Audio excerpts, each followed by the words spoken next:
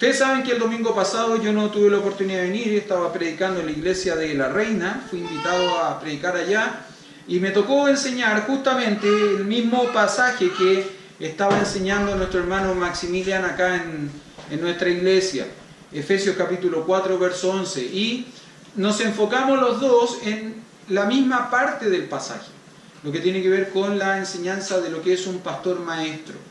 Muy buena enseñanza de Maximilian, tuve la oportunidad de escucharla, me gustó muchísimo. Me animó, me desafió, me exhortó. En muchos aspectos me exhortó su enseñanza. Ahora, quiero que partamos a partir del verso 11, leyendo un poquito. Vamos a leer juntos lo que dice la palabra del Señor. Y dice así, verso 11, y él mismo constituyó a unos apóstoles, a otros profetas, a otros evangelistas, a otros pastores y maestros, a fin de perfeccionar a los santos para la obra del ministerio, para la edificación del cuerpo de Cristo, hasta que todos lleguemos a la unidad de la fe, el conocimiento de Dios, a un varón perfecto, a la medida de la estatura de la plenitud de Cristo. Hasta ahí quedamos. Vamos a orar y vamos a considerar algunas cosas en esta tarde juntos, ¿sí? Oremos. Padre amado, te damos gracias por este tiempo, te damos gracias por tu palabra, porque ella sin duda nos enseña lo que tú esperas y lo que tú quieres de nosotros como iglesia. Hoy día extrañamos a muchos, de muchos no sabemos por qué no están con nosotros hoy. Quiero pensar, quiero entender que había algo muy importante en sus vidas y por lo mismo no pueden estar con nosotros. Pero del resto, Señor, que estamos acá, pido que tú hables a nuestras vidas y a nuestros corazones con tu palabra.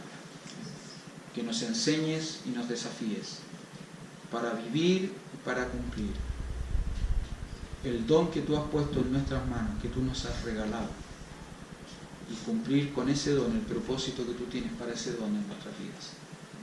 Señor amado, gracias por su palabra, y ahora hable, por favor, por medio de su Espíritu Santo, que usa su palabra en nuestros corazones. Por Cristo Jesús oramos. Amén.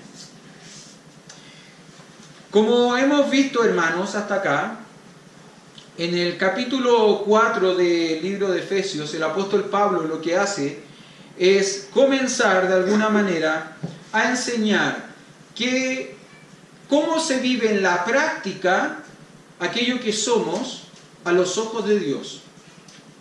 Posicionalmente, cómo se vive en la práctica. Lo que dijimos en algún momento en teología se llama la posición y el estado. Posicionalmente somos algo en Cristo. En estado, no siempre vivimos acorde a lo que somos posicionalmente en Cristo. De ahí que el apóstol Pablo en el capítulo 4, verso 1, hace un ruego, una exhortación. Os ruego que andéis, ¿se acuerdan? Como es digno. Y él va a empezar a desarrollar y a decir cómo es ese andar digno. Ese andar digno tiene algunas características. Es un andar humilde, es un andar manso, es un andar paciente, es un andar amoroso, es un andar en unidad, es un andar pacífico. Ahora, como el apóstol Pablo, que es guiado por el Espíritu Santo, sabe que hay un factor crítico en toda iglesia. Usted sabe que toda iglesia tiene un factor crítico. Hay algo que nos cuesta conservar siempre. ¿Sabe lo que es? La unidad. Podemos creer igual, podemos tener las mismas convicciones, los mismos pensamientos respecto de un punto doctrinal, pero muchas veces nos cuesta ponernos de acuerdo respecto de otras cosas que son menores a la luz de la palabra, pero que generan polarizaciones. ¿De qué color debemos pintar el templo? Y vamos haciendo la encuesta, ¿no? No, algunos blanco. Y otro, no, y si la pintamos celeste. Y una hermana dice, a mí me gusta el lila. ¿Y no podría ser rosado mejor? ¿Y si la pintamos como casita de muñeca? ¿Qué pasa si prestamos oído a todos los comentarios que se nos hacen? ¿De qué color tendríamos que pintar la iglesia o el templo? Arco iris, ¿no es cierto? Arco iris, cada muro con un matiz distinto, ¿no es cierto? ¿Por qué? Porque nos costaría ponernos de acuerdo. ¿Sabe que en esta época del año, quiero plantear esto, hermano, esta época del año, que es año de regalos, un lindo regalo que usted le podría hacer a la iglesia es someterse el uno al otro? ¿Es fácil? No. Nos cuesta un montón. Porque muchas veces dudamos en este punto de si aquel a quien me debo de someter tiene la madurez suficiente como para que yo me someta a él. Ahora, quiero decirle algo, la sumisión el uno al otro es un mandato bíblico. Y la sumisión el uno al otro, más que hablar de madurez de aquel a quien me someto, habla de madurez de aquel que se somete. ¿Es fácil someterse? No. Ahora, el apóstol Pablo enseñando, hablando de esto, como sabe que la unidad es un factor crítico, porque el Señor mismo dice que es un factor crítico. Recuerde que en la oración de Cristo por su iglesia, por sus discípulos, en Juan capítulo 17, Él va a dividir la oración en dos grupos de pedidos. Él va a pedir por los discípulos del primer siglo, 3 oraciones, va a hacer 3 pedidos particulares, 3 puntuales, y va a hacer 3 puntuales por los que creerían por el testimonio de ellos. Y sabe que interesantemente el único pedido que se repite entre los creyentes del primer siglo y los creyentes que vendrían después es la unidad. Padre, te pido que ellos sean uno, así como tú y yo somos uno. ¿Por qué? Porque el Señor Jesús, que es omnisciente, porque es Dios, sabe que la unidad es un factor crítico. ¿Qué es lo que hace entonces el apóstol Pablo? Enfoca la unidad o establece la unidad de la iglesia a partir de las cosas comunes. Fíjese. Verso 3, solícitos en guardar la unidad del Espíritu en el vínculo de la paz. Un cuerpo y un espíritu, como fuisteis también en una misma esperanza. Entonces ahí tenemos cosas comunes, ¿no? Un cuerpo, un espíritu, una esperanza.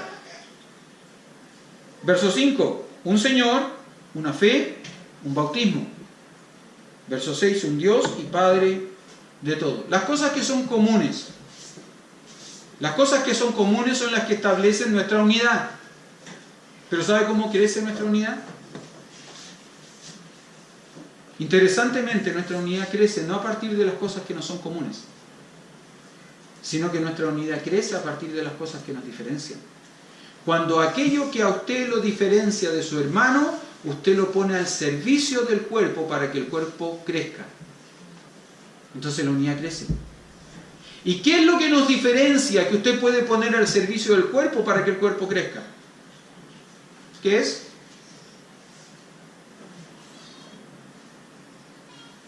Lo dijo hermana Bernardita, ¿no? Los dones. Los dones. ¿Usted sabía que usted tiene un don? Que al momento de creer en Cristo Jesús como su Salvador, Dios le regaló un don. ¿Sabe cuál es ese don? ¿Lucha con eso? ¿Cuántos años lleva como creyente? ¿Cuántos años han pasado desde que usted se convirtió, desde que usted fue salvo hasta ahora? En todo ese tiempo, ¿usted ha logrado determinar con certeza, con claridad, cuál es su don? Déjenme hacer varias preguntas en este punto. ¿Cuántos de ustedes saben cuál es su don? Levante la mano, bien arriba. ¿Quién sabe cuál es su don? ¿Ya? ¿Cuántos de ustedes, bajen la mano, cuántos de ustedes, y ahora sí pueden levantar la mano después que termine la pregunta, cuántos de ustedes han puesto ese don al servicio de la iglesia y del Señor? ¿Ah? Buen número. ¿Y el resto? ¿Qué pasa con el resto? Mire, sigamos avanzando. Recuerde, la unidad de la iglesia se establece a partir de las cosas comunes, pero la unidad de la iglesia crece a partir de las cosas que nos diferencian y que ponemos al servicio del cuerpo para que el cuerpo crezca. ¿Cómo sigue el pasaje? Verso 11, vamos al 11, saltémonos del 8 en adelante. Y el mismo, y dijimos que el mismo ahí es Jesucristo, ¿no? El mismo que descendió y que ascendió. El que descendió a los lugares más profundos de la tierra y ascendió al cielo, donde hoy está sentado a la diestra de Dios Padre, que es Jesucristo. Él mismo constituyó a unos apóstoles, a unos profetas, a otros evangelistas y a otros pastores y maestros. Maxi la semana pasada aclaró muy bien qué significaba constituir. Él lo aclaró bastante bien. Yo lo había mencionado hacía 3 semanas atrás, pero él también lo aclaró bastante bien la semana pasada. ¿Recuerda qué es constituir? ¿Qué significa que Jesucristo haya constituido a unos apóstoles, a otros profetas, a otros evangelistas y a otros pastores y maestros? ¿Con qué palabra podríamos, o qué palabra tiene como sinónimo? Construir. ¿Constituir? No, no es construir. Regaló. Mejor dicho, este pasaje podría ser: y el mismo Cristo regaló a la iglesia apóstoles, profetas, evangelistas, pastores y maestros. ¿Le gustan los regalos? Sea sincero. Le encantan, ¿no? A mí me encantan los regalos.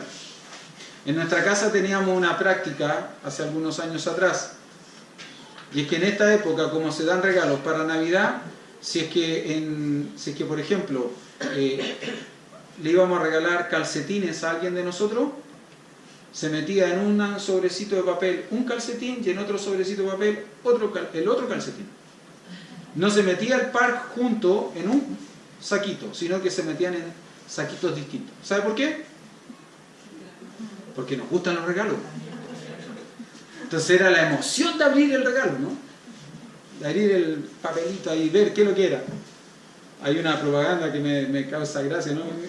Calcetines,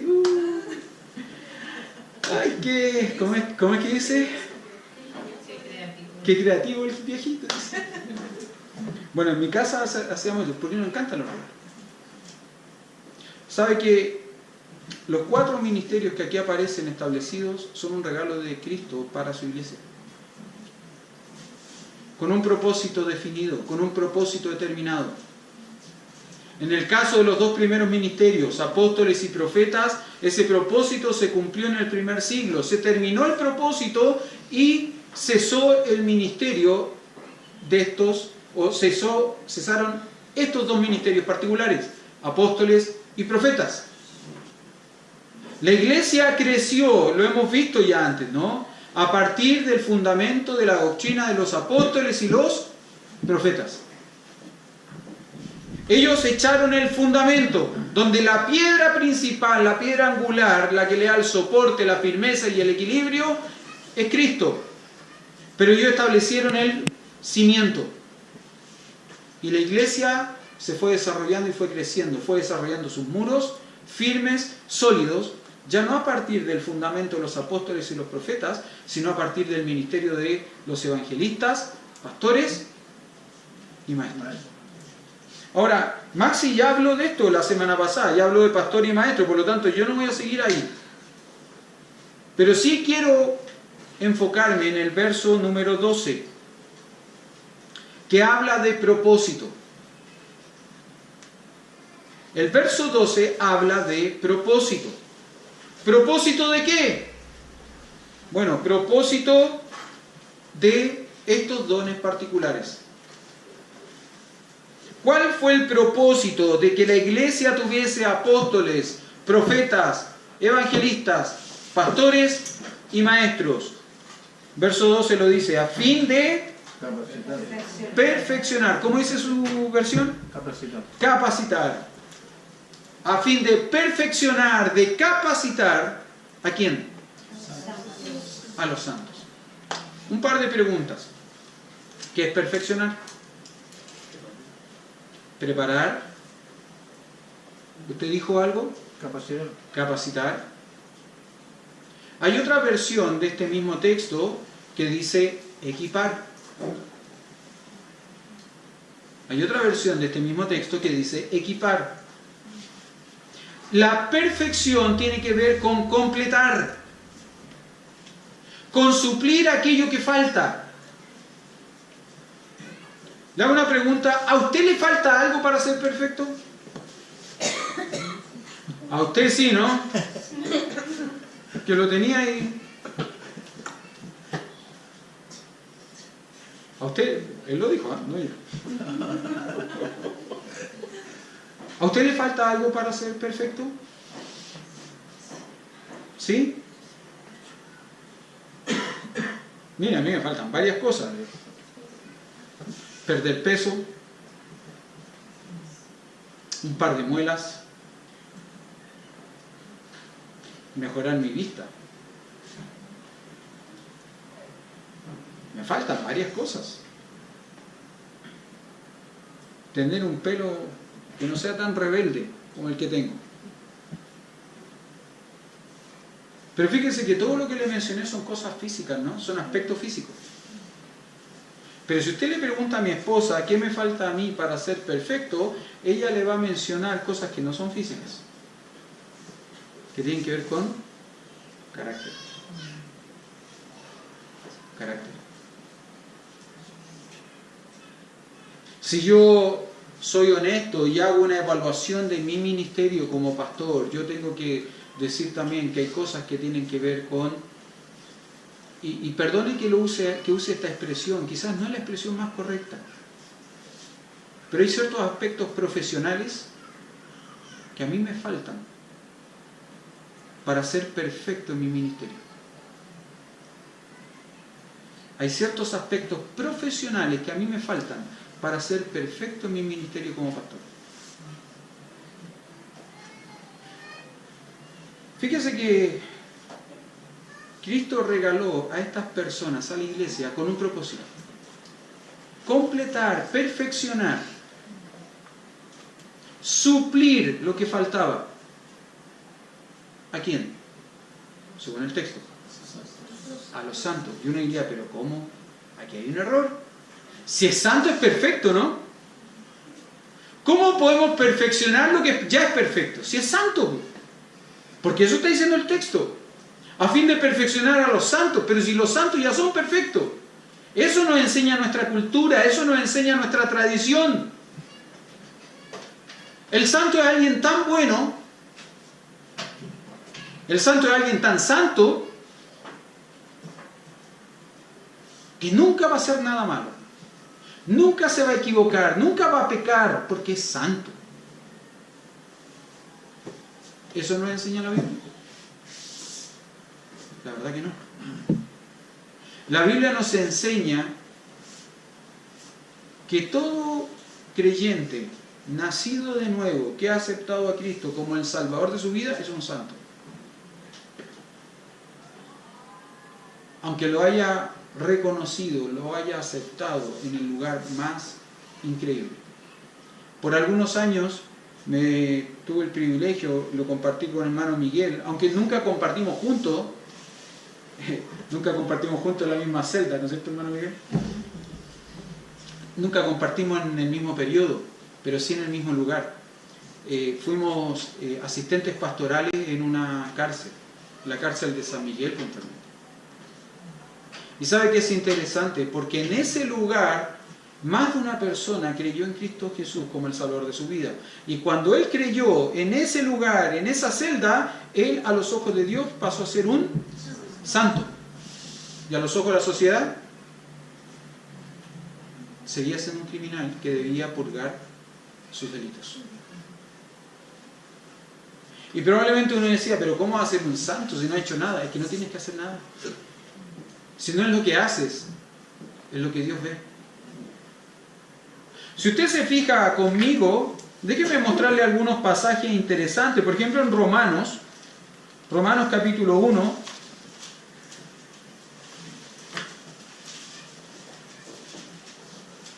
Cuando Pablo está saludando a la iglesia en Roma, 1:1, Pablo, siervo de Jesucristo, llamado a ser apóstol, apartado para el Evangelio de Dios, y empieza a desarrollar el concepto de lo que es el Evangelio de Dios. Verso 6, dice que está saludando a la iglesia. Verso 6, entre las cuales estáis también vosotros, llamados a ser de Jesucristo. Ya todos los que estáis en Roma, amados de Dios, llamados a ser santos. Interesante, porque Pablo le dice a la iglesia de Roma, ustedes son llamados a ser santos. Corintios, 1 Corintios, capítulo 1. Vea conmigo, por favor.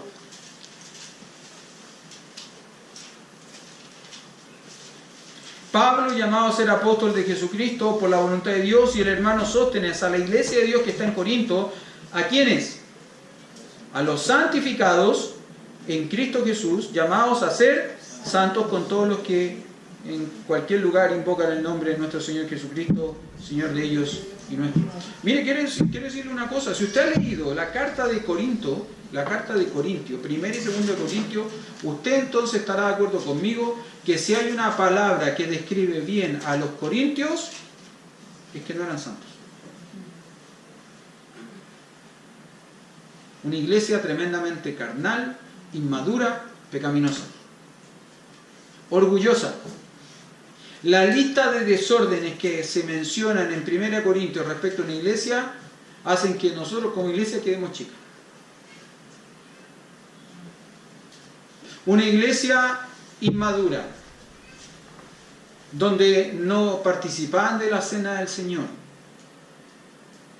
participaban de verdaderas fiestas, donde cada cual traía su comida, y uno traía un sanguchito y el otro traía el tremendo asado, donde no se bebía una copita de jugo de la vid, sino se bebía un chusco completo.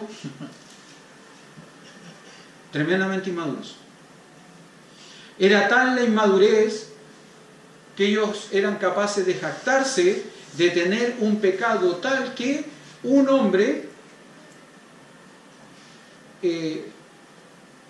fornicaba con su madrastra. Y decían, nosotros somos tan maduros que esto no nos afecta. Y cuando Pablo le escribe, le dice, debiera darles vergüenza. Que tenían tal desorden en los dones, que competían unos con otros para exhibir su don. ¿Y cuál era el don mejor? Entonces uno hablaba en lengua y, bueno, se largaba a hablar nomás y le importaba un comino si había quien interpretase o quien no interpretase. Una iglesia inmadura, carnal, pecaminosa. Y Pablo, cuando los saluda, ¿cómo los trata? Como santos. Y uno dice, Pablo, ¿te equivocaste? No, es que no es como yo los veo, es como Dios los ve. No es lo que yo digo, es lo que Dios dice. Dios dice que una persona que creyó en Cristo Jesús como el Salvador de su vida es un santo. Ahora, no se olvide de algo. Nosotros debemos andar como es digno. Incluso de ese adjetivo calificativo que Dios nos coloca. Luis Cornejo es un santo.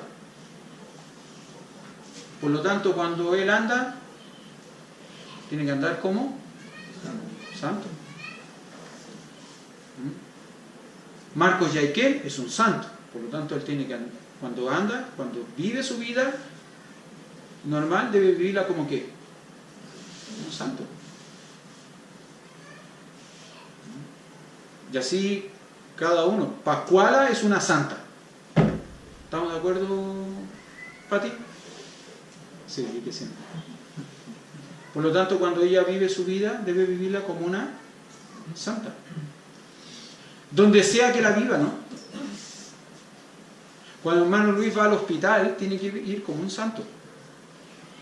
Cuando Marco va a trabajar ahí a la embajada, tiene que ir como un santo. Cuando Pascuala va a trabajar al supermercado, tiene que ir como una santa. Pero cuando están en sus casas, también. ¿No es cierto? Así que, sigamos, que no quiero meterme en lío. Hoy día no tengo tiempo para hacer consejería matrimonial, entonces mejor sigamos. Les mencioné Romanos, Corintios, en Efesios capítulo 1, cuando el apóstol Pablo saluda a la iglesia, Efesios 1, Pablo, apóstol de Jesucristo, por la voluntad de Dios, a los santos y fieles en Cristo Jesús que están en Éfeso. En la carta a los filipenses, también Pablo los saluda como santos. La carta a los colosenses también los saluda como santos. Ahora, fíjese, él dice lo siguiente: a fin de perfeccionar los dones que se mencionan antes, los ministerios que se mencionan antes, esos regalos de Cristo a la iglesia tenían un propósito: perfeccionar, capacitar, suplir a los santos. ¿Sabe por qué? ¿Se acuerda que le dije que perfeccionar era suplir lo que faltaba? Pero también le dije que en nuestra cultura decir que una persona es santa es pensar que es perfecta, que no se le puede acusar de nada y no le falta nada. Entonces, ¿por qué esta dicotomía? ¿Por qué esta contradicción? ¿Por qué se va a perfeccionar algo que se supone que es perfecto? Porque Dios sabe perfectamente que nosotros como creyentes siempre nos falta algo para ser perfectos. El apóstol Pablo escribe a la iglesia en Filipenses capítulo 1, verso 6, que él está persuadido de algo, que el que comenzó en nosotros la buena obra, ¿qué es lo que hará con ella? ¿Sabe cuál es la idea de perfeccionar ahí? La terminará. ¿La terminará en esta tierra? ¿Vamos a llegar a un punto de perfección en esta tierra que no puede ser añadido nada más? Mire, a mí me faltan 3 semanas para ser perfecto. Yo en 3 semanas estoy listo. ¿Será así? No. ¿Cuándo seremos realmente perfectos? En el día de Jesucristo. ¿Sabe por qué? Porque entonces le veremos tal como Él es. Ese día seremos verdaderamente perfectos, maduros, completos, cabales. ¿Cómo sigue el texto? Y él mismo constituyó a unos... no, me equivoqué. Más abajo, 12. ¿Ve que no soy perfecto? 12. A fin de perfeccionar a los santos. ¿Para qué? Para la obra del ministerio. Hermano, quiero decirle algo. La labor, la función de estos 4 ministerios que aparecen en el versículo 11 tiene que ver con poder preparar a los santos para que los santos también participen de la obra del ministerio. ¿Qué es la obra del ministerio?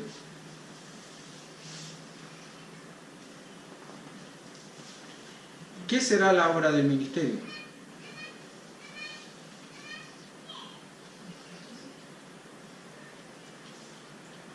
¿Qué es el ministerio? Olvidémonos de la obra del ministerio. ¿Qué es el ministerio?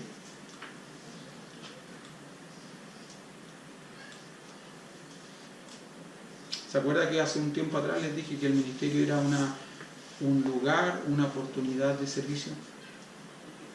Un lugar o una oportunidad donde usted desarrolla su don y usted puede servir a su iglesia. ¿Se acuerda una definición que les mencioné del pastor Warren Wiersbe, que les dije que el ministerio tenía lugar cuando los recursos divinos satisfacen las necesidades humanas por medio de un canal amoroso? Y ese canal somos nosotros. Ese intermediario, entre comillas, somos nosotros, de los recursos de Dios a la persona que está necesitada. Bueno, este texto dice lo siguiente: a fin de perfeccionar a los santos. ¿Para qué? Para la obra del ministerio. Ustedes, cada uno de ustedes tiene la oportunidad de servir al Señor con su don. Ahora, si usted no conoce su don, es difícil que pueda servir al Señor, ¿no? Porque no va a saber cómo. Pero usted necesita saber cuál es su don y necesita servir al Señor, porque cuando usted sirve al Señor, ¿sabe lo que está haciendo? Está bendiciendo su iglesia, está ayudando a su hermano para que su hermano crezca, para que su hermano madure, para que su hermano se desarrolle. Eso es lo que está haciendo. A fin de perfeccionar a los santos, para la obra del ministerio, para la edificación del cuerpo de Cristo. ¿Y cuál es la idea de edificación del cuerpo de Cristo? ¿Qué sucede cuando el cuerpo de Cristo es edificado? La iglesia crece. Edificación tiene que ver con crecimiento. El cimiento está tirado. Los apóstoles y los profetas. La piedra angular fue puesta. Fue lo primero que se puso. Cristo. El cimiento ya está listo, está echado, está tirado, ¿no? Los apóstoles y los profetas. ¿Qué es lo que debemos hacer nosotros entonces? ¿Qué se hace cuando el cimiento ya está puesto? Se edifican, ¿no? Se sobreedifican. ¿Qué cosa? Muros. Eso es lo que nosotros debemos hacer. Eso es lo que usted debe hacer con su don. ¿Para qué? Para que la iglesia crezca, hermano. Para que la iglesia crezca. ¿Hay peligros en ello? Sí. Hablaba esta semana con una persona y le decía, cuando uno se involucra en el servicio, empieza a ver cosas que antes no veía. Y cuando uno se involucra en el servicio y empieza a ver cosas que antes no veía, a veces esas cosas que ve no son agradables. Un pastor me visitó el martes y me decía lo siguiente, estábamos hablando el día lunes, me decía sobre el día lunes, que el día lunes o es el día de gloria o es el día de fracaso. Muchos pastores el día lunes lo único que quieren es abandonar el ministerio, o muchos pastores el día lunes lo único que quieren es que llegue pronto el día domingo de nuevo, para volver a sentir lo que sintieron el día anterior. Pero eso pasa, hermano, en gente que está involucrada en el servicio. Porque cuando uno empieza a mirar, cuando uno empieza a servir, logra ver cosas que de otra manera no vería. Que probablemente pasan por el costado y uno no se da ni cuenta. Por eso que es importante, como dice el apóstol Pablo en el libro de Colosenses, que pongamos nuestra mirada ¿dónde? Arriba, donde está Cristo sentado, y no en las cosas de abajo. Una de las cosas que a mí me ha costado entender y que me ha costado aprender, hermanos, quizás lo he entendido un poco más ahora los últimos años, pero en algún momento luché mucho con eso, fue que no todas las cosas giraban en torno de mí, sino que las cosas giran en torno de Dios, de su gloria, y no de la mía. Tuve que aprender a dejar de mirarme el ombligo. Porque si voy a mirar arriba donde está sentado Cristo, entonces debo sacar mi mirada de mi ombligo. A menos que sea turbio, ¿no? Y no lo soy. Y no lo soy. A fin de perfeccionar a los santos para la obra del ministerio, para la edificación del cuerpo de Cristo. Quiero decirle esto, hermano. Cristo nos perfecciona. Cristo nos perfecciona y para eso utiliza básicamente dos cosas. Una es su palabra. Santifícalos en tu verdad, tu palabra es verdad, dice él, ¿no es cierto? Juan 17, 17. Pero mire lo que dice Juan capítulo 15, verso 3.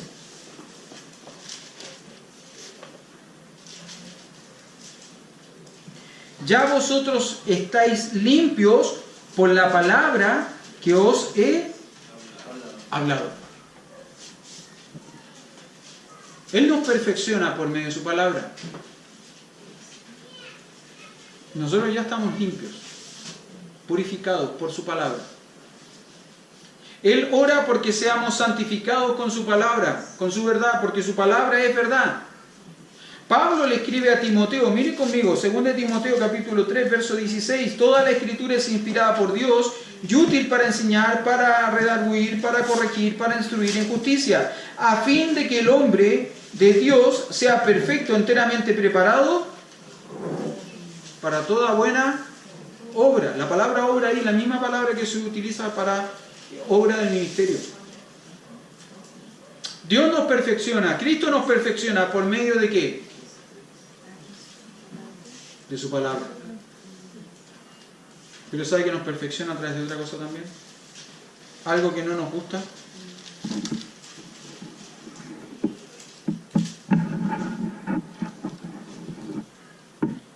Hermanos míos, tened por sumo gozo cuando os halléis en diversas pruebas, sabiendo que la prueba de vuestra fe produce paciencia, mas tenga la paciencia su obra completa, perfecta, para que seáis perfectos y cabales, sin que os falte cosa alguna. ¿Sabe qué es lo otro que utiliza el Señor Jesús para perfeccionar nuestras vidas? ¿Y que no nos gusta? Pruebas. Pero quiero decirle esto, hermano, usted nunca se dará cuenta de ello. Nunca se logrará dar cuenta de que Cristo está perfeccionando su vida por medio de las pruebas, si es que usted, en vez de poner su mirada en el Señor Jesús, pone su mirada en sí mismo. Si es que todo gira en torno a usted mismo. Creo que le he contado esto, creo que se lo he dicho otra vez. Leía un libro que me llamó mucho la atención por la ilustración que utilizó el hombre. Un hombre decía que usted, cuando tiene sus ojos puestos en Cristo, puede caminar por el desierto más árido y siempre encontrará el camino al oasis. Pero cuando usted tiene la mirada puesta en sí mismo, usted puede caminar por el campo más verde y lo único que usted va a ver será el estiércol de las vacas. ¿Dónde está puesta su mirada? ¿Dónde ha fijado su vista? Estos 4 ministerios que menciona el apóstol Pablo, apóstoles, profetas, evangelistas, pastores y maestros, tenían un propósito: perfeccionar a los santos para la obra del ministerio, para la edificación del cuerpo de Cristo. ¿Hasta cuándo? Hasta el día de Jesús, dice Filipenses 1:6, ¿no? Miren lo que dice Efesios 4:13. Hasta que todos lleguemos a la unidad de la fe. Y recuerde, ese es el factor crítico en la iglesia, la unidad. Hasta que todos lleguemos como iglesia a ser uno, con nuestra fe, en nuestra fe. Si hay algo que nos debe hacer ser uno, es nuestra fe. Hasta que todos lleguemos a la unidad de la fe y del conocimiento. ¿De quién? Del Hijo de Dios, a un varón perfecto, a la medida de la estatura de la plenitud de Cristo. Usted sabe que el propósito, la razón de ser que tenemos como creyentes es ser conformados a la imagen de Cristo. Es que nosotros podamos mostrar a otros a Cristo. Romanos capítulo 8, verso 28 es un texto muy conocido, ¿no? Y sabemos que a los que aman a Dios todas las cosas les ayudan a bien, esto es a los que conforme a sus propósitos son llamados. Porque a los que antes conoció también los predestinó, verso 29, para que fuesen hechos conforme a la imagen de su Hijo. Nosotros tenemos una imagen que llenar. Y no es la imagen de mi papá. No es la imagen de mi mejor amigo, no es la imagen de mi pastor, no es la imagen de de alguien a quien yo admiro mucho, no, es la imagen de Cristo. Hasta que todos lleguemos o seamos hechos conforme a la imagen del Hijo de Dios, del Hijo de Dios. Usted sabe que la iglesia en Antioquía fue el primer grupo de creyentes en ser reconocidos como cristianos.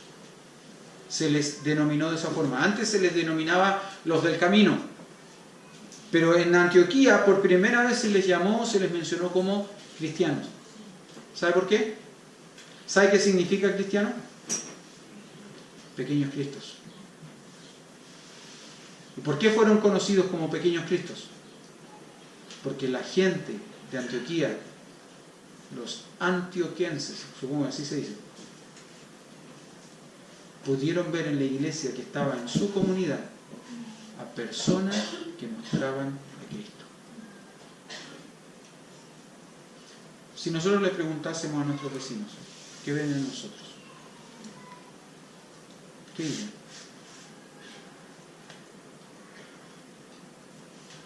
Si nosotros le preguntásemos a los vecinos si ellos nos pueden reconocer a nosotros efectivamente como cristianos, ¿qué dirían?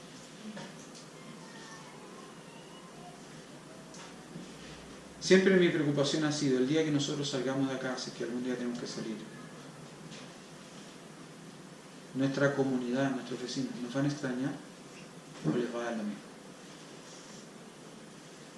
¿Van a preguntar por qué se van? ¿O se van a decir lo uno al otro, ¿se fueron? No teníamos idea. Creo que el Señor nos da oportunidades, nuevas oportunidades. Vamos a orar y terminamos este día.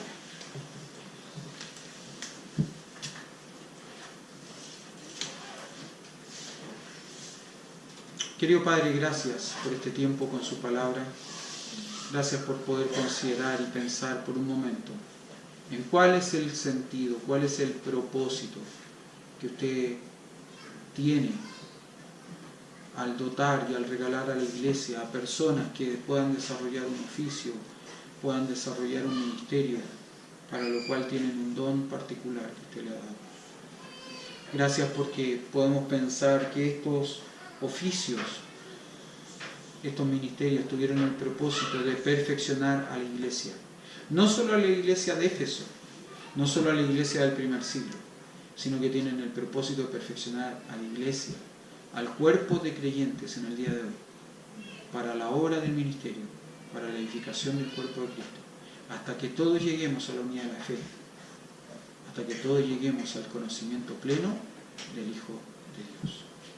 Señor, permita que cada uno de nosotros vaya a nuestro hogar hoy día pensando en esta verdad y pensando en cómo esta verdad se aplica a nuestras vidas, sobre todo en el día de hoy. Lo pedimos por los méritos de Cristo Jesús nuestro Salvador.